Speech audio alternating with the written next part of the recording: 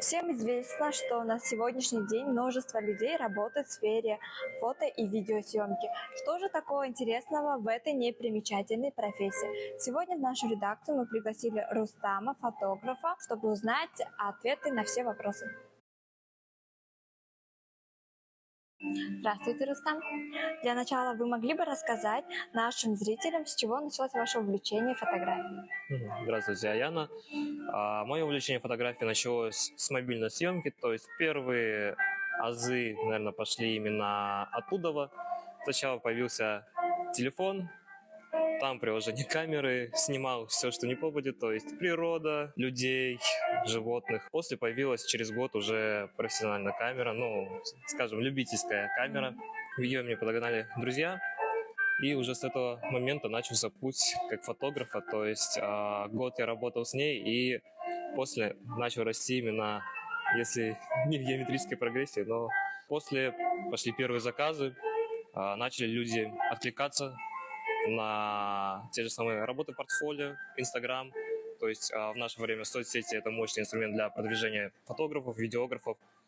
Вы выкладываете туда свои работы, люди это просматривают, и если им нравится, они звонят, заказывают или пишут.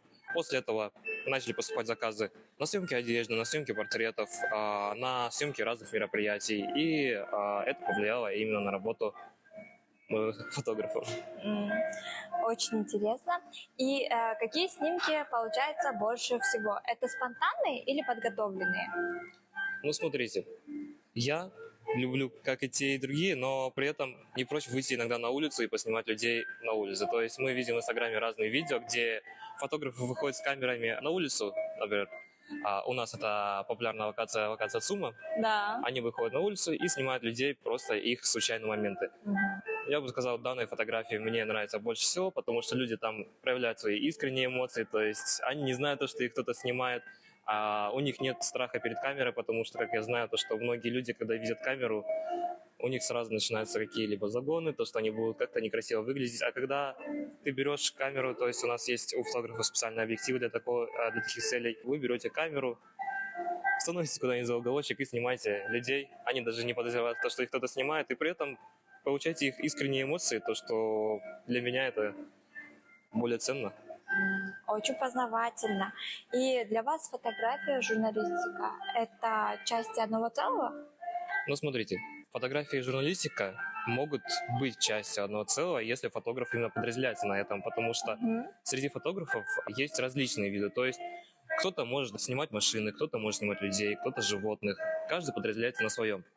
То есть у кого-то это журналистика, кому-то нравится снимать именно такие сюжеты. Какой-то фотограф, например, мне нравятся именно какие-то креативные фотосессии, то есть брать моделей, студия, макияж, продумать все сюжеты наперед и уже получать готовый хороший результат.